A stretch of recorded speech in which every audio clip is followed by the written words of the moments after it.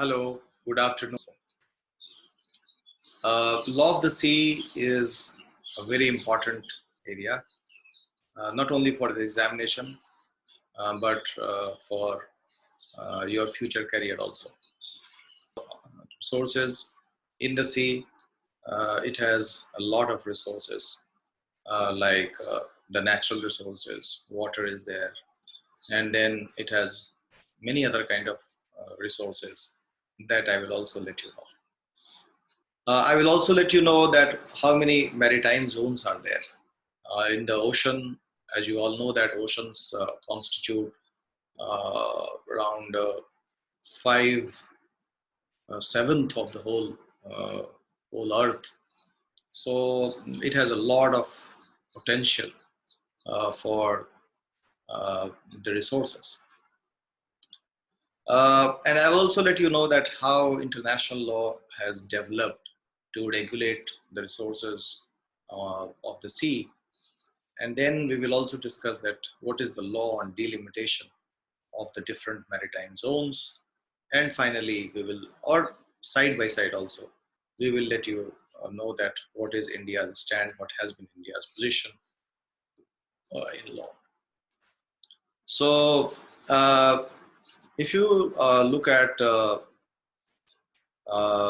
the resources of the sea, a lot of resources are found. There are minerals.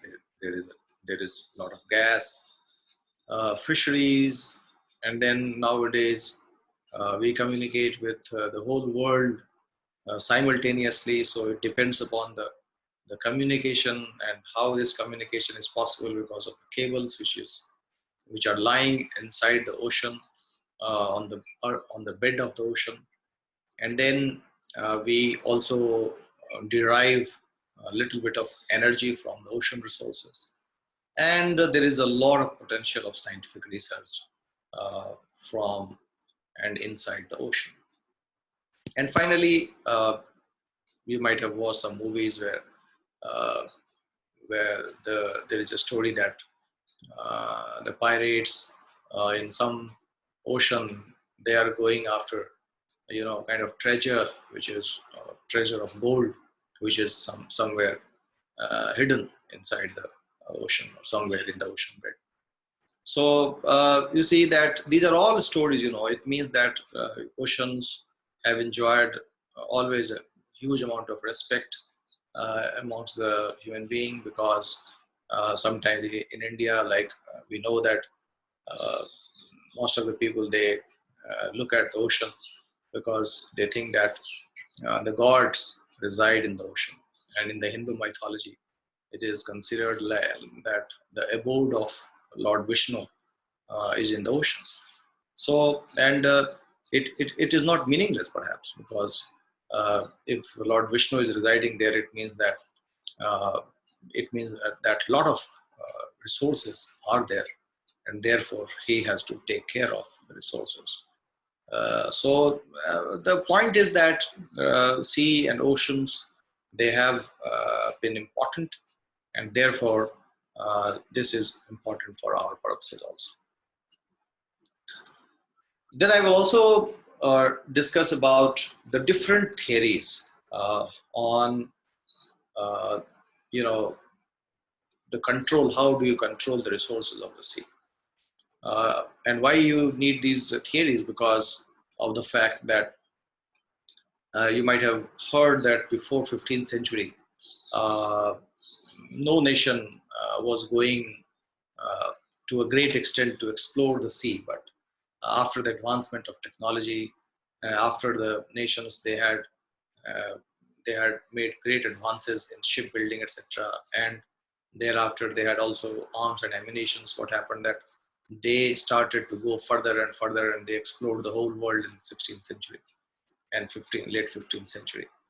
So now, when they started exploring the whole world and they started to go for trade with the whole world, and gradually in 17th century, they started to even control the part of the ocean. Then it was needed that what is the basis in law, because law will give you the legality. that whatever action you take, what is the legality of that? So when they started doing all these activities, they wanted some legal basis of it. And therefore, what was the legal basis in 16th century? Uh, in the late 16th century and early 17th century, what happened that two theories uh, those came up, and those two theories, first was the theory which was coming from a very famous scholar, very famous jurist from the Dutch land, and his name was Grotius. Hugo Grotius, he gave the theory which is called mare liberum. Mare liberum, mare means ocean, sea, and liberum means freedom. So there was a freedom of sea. That was the theory, and according to that theory, uh, uh, God has given the whole ocean, and it cannot be controlled, because you can't cut the ocean into different portions, and therefore, because it cannot be controlled, it cannot be possessed by some person or some nation. Therefore, what Grotius advocated the theory, he advocated the theory of mare libera.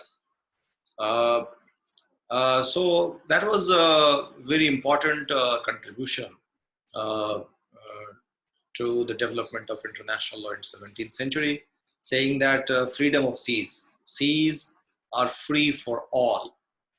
And this is the theory which is even today it is relevant, but not to the full extent in which it was given in the 17th century.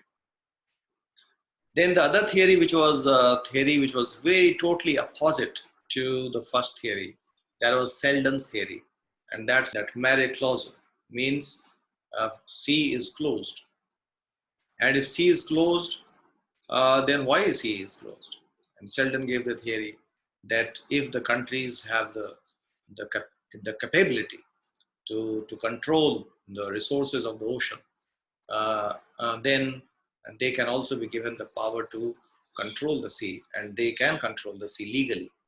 And therefore, what he gave the theory that mare clausum means sea is closed. So the part of the sea till which a country can exert its power to control it, up to that portion of the sea, Selden proposed or Selden argued that the sea should be closed, and the resources of the sea up to that area, that can be claimed by a particular country.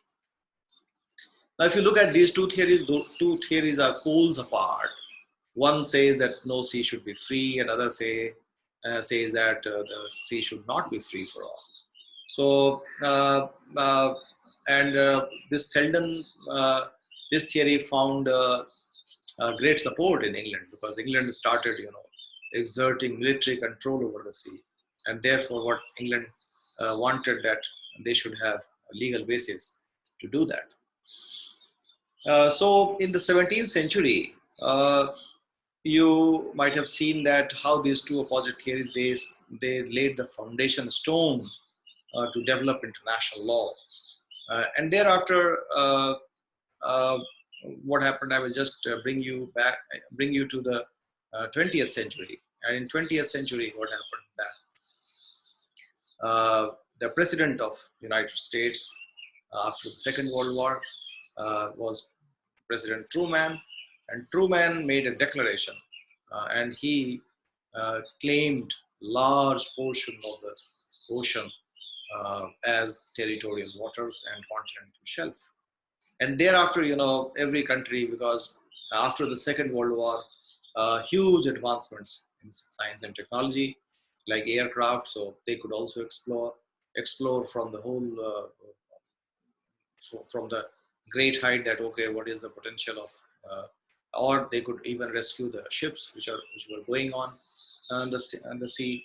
So this is how you see that Truman declaration when it came in 1945.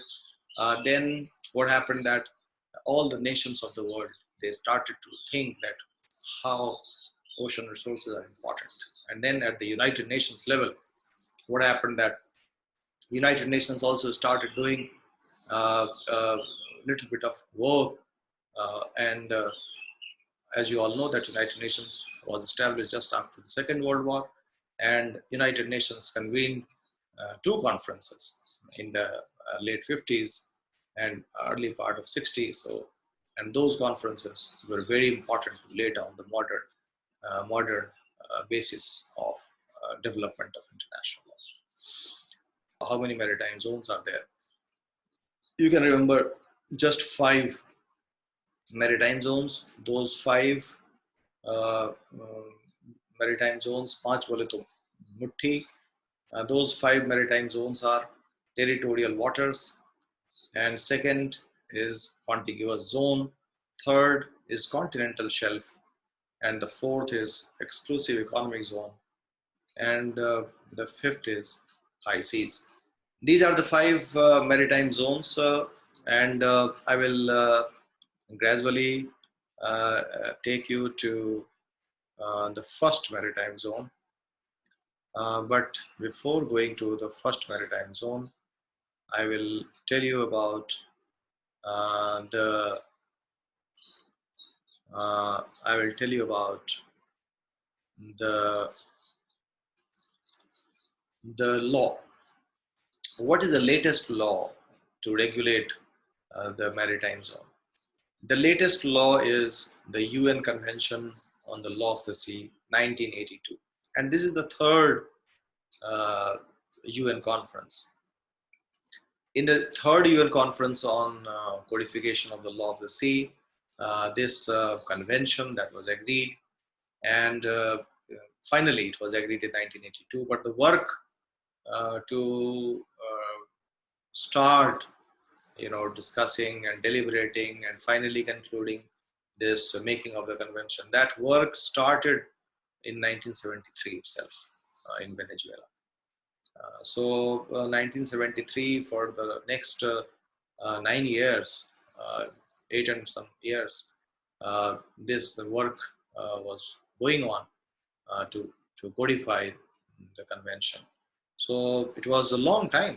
Even convention took a long time, but finally when it came, it had taken into consideration that all the nations of the world, and India had also, very uh, very interestingly, it was taking part, because at that moment of time in 1973, uh, the leadership was in the hands of mm, it was in the hands of Madam Gandhi, and even the foreign minister Sardar Soran Singh was there. So these people, they were taking a keen interest in the development of a new perspective to have a new kind of law on the sea. And I have told you sometimes in the classroom that Asian African Consultative Legal Organization, ALCO, uh, the headquarters of ALCO is in New Delhi. So ALCO also did a lot of work uh, in the background, and it submitted its proposals to the United Nations. So it took long time to agree, and what I was telling you, that giving you the example of India, because India is also having a lot of interest in the development of sea, because it has a long coastline, more than 6,000 um, uh, miles. We have the coastline. So India rightfully exert, and India has always experienced that, because we did not lay proper control over the sea, and therefore we were not a powerful country. So ultimately, what I was telling you, the point was that at the United Nations level, finally, United Nations Convention, the Law of Sea, which is called UNCLOS. UNCLOS was finalized in 1982, and it was adopted on 10th of December 1982. It did not enter into force for a long time because of the fact that United States had not accepted it, and because of the fact that Russia, USSR had not accepted it. So you see that it took a long time. Again, from 1982 and 12. So it came into force in 1994. So 12 long years again passed to get it enforced. And in 1994, when it came into force, the United States was also a party to it. So, UN Convention on the Law of the Sea is now the comprehensive convention which regulates the maritime areas, and then what are the rights, what are the duties of the coastal states in those maritime areas, and also the rights and duties of all other nations, or what we call landlocked, or what we call all the other nations of the world. So this UN convention, if whenever you have to look at the law on the sea, you have to look at the UN convention on the law of the sea. You may not have to see earlier efforts. Sometimes for the sake of getting a clearer understanding, you can go back to 1958 Geneva Convention, which was also convened by United Nations, and 1960 Geneva Convention on the law of the sea. But if you have to just focus upon the current law is given in the UN Convention on the law of the sea. Now, what I will tell you that how I have already told you about different maritime zones, and I have told you that the first maritime zone is called territorial waters. Now, what is the meaning of territorial water, and what are the rights and duties of the coastal state as well as the third states, all other states in the territorial waters, that we will see. Territorial waters is that part of the ocean which is close to the territory of a country, which is the closest to the territory of the country, and therefore these words, territorial waters, it can confuse you. So please do not get confused, because territorial waters sometimes it creates an impression that does it belong to territory, whether the water belongs to territory, and therefore whether it is territorial water, so it is not a part of ocean. The answer is that it is not the water belonging inside the territory, but it is the portion of the ocean which is closest to the territory of the country, and therefore it is called territorial waters. So because I am just clearing this confusion in your mind, because sometimes we see in the examination answer scripts of the students that students sometimes write territorial water as water in their territory.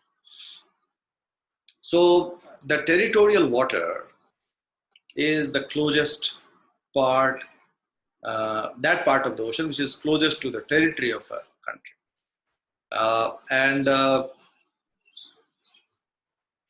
countries have exercised, or countries have, after this UN Convention on Law of Sea, countries have tried to exercise what we call absolute sovereignty over this territory. But because of the freedom of sea concept, many nations, they also want that the ships, because as you all know that ocean is a place where a lot of movement of the goods that take place, and goods which are bound to all places of the world. So ships of different countries, they pass through many territorial waters, and therefore the question will be that how to regulate the right of the coastal country, coastal state, as well as the right of all other states of the world, because they have also the interest, because their ships may pass, or they have to, you know, lay down pipelines, cables, etc. So how will they do it? So when we look at the first maritime zone, which is territorial waters, what we must know that what is it? Territorial water or territorial sea. Appropriate word may be territorial sea. So that part of the sea which is closest to a territory. So what I will tell you that the rights and duties of the coastal state now, after the coming into force of UN Convention on the Law of Sea, that is given in Article 2. And if you look at Article 2, then you will see that I have also sent you the link to I have also sent you the link of this UN Convention on the Law of Sea on this second semester Google Classroom that I have created, so you can have a look at it. I have shared with you this UN Convention, and if you look at this UN Convention, you'll find that you see this is limits of the territorial sea, and then this is legal status of the territorial sea. So Article 2 of this UN Convention, you see this is UN Convention on the Law of the Sea. So Article 2 of the UN Convention that deals with the definition of territorial sea, and it also says that the country, the coastal state, exercises sovereignty over the waters, territorial waters. So what you must understand that the nature of rights exercised by the coastal state over the territorial water is a sovereign right. And that sovereign right, what kind of sovereign right? Sovereignty on the territory is absolute.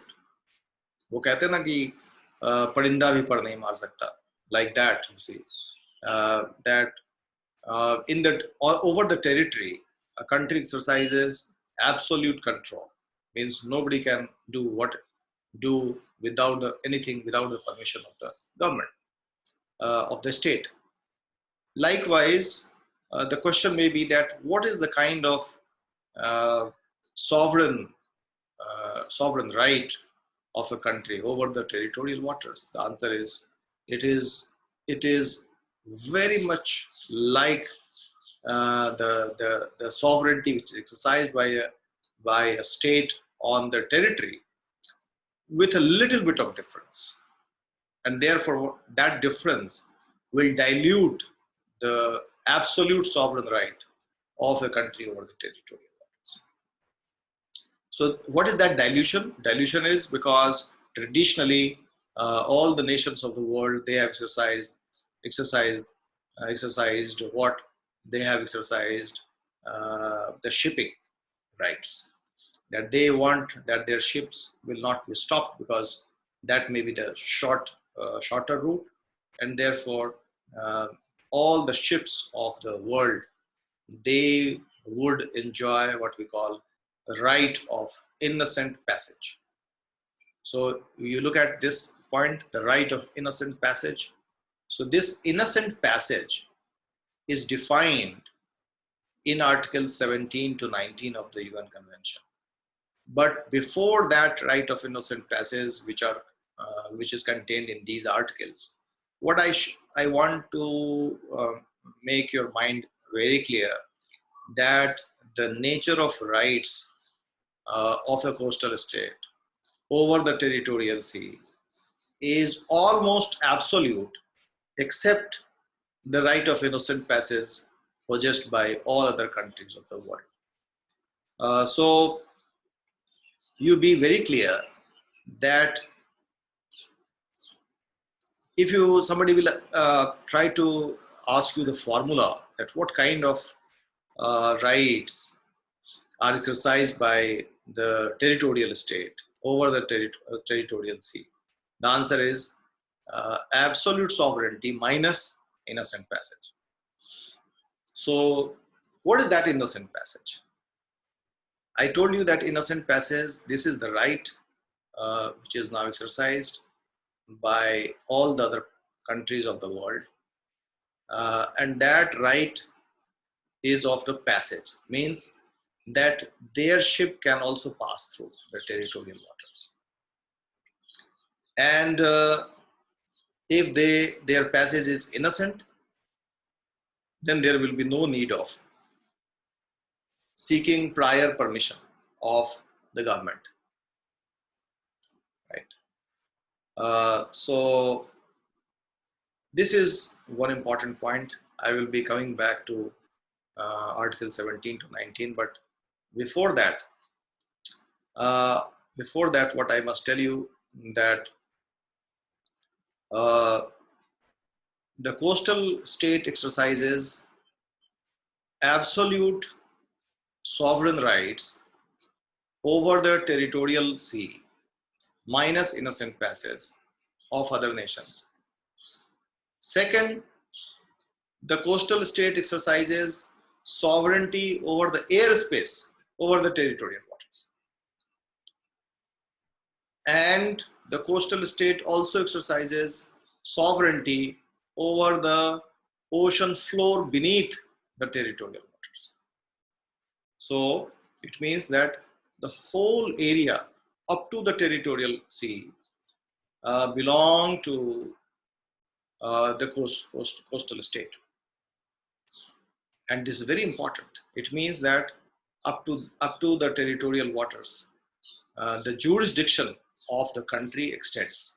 We have a chapter which is just after this chapter, Law of the Sea. We have to study about state jurisdiction. And there also I will, if you understand today's lecture, then you will understand that what is the connection between the jurisdiction in the ocean, and then as a corollary, what is the extension of that jurisdiction up to the territorial waters. What I was telling you, that the state exercises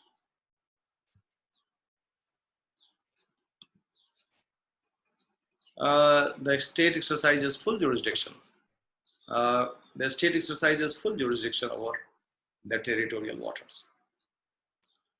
Not only over the air column, but also over the water column, and also beneath the water column. Now I will tell you that what is the breadth of the territorial waters. The breadth of the territorial waters is 12 nautical miles. Earlier, before this 1982 convention, it was not 12 nautical miles. It was very less, like 3 nautical miles. But after this 1982 UN convention, it is now 12, 2 nautical miles, 12 nautical miles. And again, for the sake of clarification, I must tell you that the breadth is measured not in miles, but it is measured in nautical miles. And nautical mile is different. 1 nautical mile is 1.8 kilometers. Or in miles, you can say 1 nautical mile is 1.15 miles. So nautical mile is larger. You must know it very clearly. In the examination, sometimes you tend to write 12 miles. No, it should be nautical miles. So 12 nautical miles. And then I will tell you about the measurement method in the next episode, in the next lecture, because I am running short of time. I have just 5 minutes.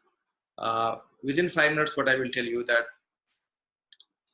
the right of innocent passage is contained in Articles 17 to 19. I'll just show you this one, And you see that this is article article 2, and then you see this one, right of innocent passage. Article 17, innocent passage in the territorial sea. 18, meaning of passage. Article 19, 20, right? So 19 up to 19, this is innocent passage. 20 is about the submarines, passage of submarines. Article 21 is about the coastal states laws and regulations.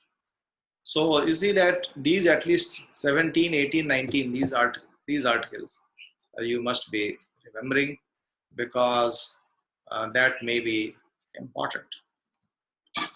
And what is that? And what is that right? What we call innocent passage? Then I will tell you that innocent passage is that kind of passage in which the ship of a state doesn't stop anywhere except for the anchorage which is needed, or except for the fueling of the ship, but the whole destination of the ship is somewhere else, and it is going towards that destination. Now that kind of passage is called innocent passage. And second important thing about innocent passage is that it is peaceful. It must not be kind of violent passage. It must be peaceful passage. And therefore, what are the examples of innocent passage? That is also given in the UN Convention. It says that if the passage of a ship is when it is passing through the coastal state, it is spreading pamphlets and throwing pamphlets, or giving away the pamphlets to the persons of the coastal state, in which the pamphlets contain some kind of uh, you know anti-state sentiment, then that is not innocent passage. Or if a ship is passing through the territorial water and it is containing arms and ammunitions, then this is not innocent passage. So what is innocent passage? Innocent passage is that passage which is just innocent, for trade purposes. If a passage is there, then that is called innocent passage. So if you look at some of the other examples of innocent passage in Article 19, you'll find that if there is any launching or landing of any aircraft or any military device on the ship, that is not innocent passage. Or if you carry out research or any kind of survey activity in the ship, then it is not considered as an innocent passage. So, and finally, if the passage of any ship is a threat to the sovereignty, territorial integrity, or political independence of the coastal state, that will be considered not as innocent passage. So what we have seen that innocent passage is a very important one, and if any ship is passing through innocently through the territorial waters of a country, then the coastal state will not be having any problem, and it will allow the ship to pass. But if the passage is not innocent, then the coastal state may stop the ship, and then maybe that crew members may be asked questions or may be arrested, like that. So when we meet in the next episode, what I will tell you about the territorial sea, that what is the way in which the breadth of the territorial waters that is measured. Then we will have to study a case which is Anglo-Norwegian fisheries case. So please study that case and please come prepared. Whenever we meet next, we will discuss this second aspect of the territorial waters. Thank you so much, and take care.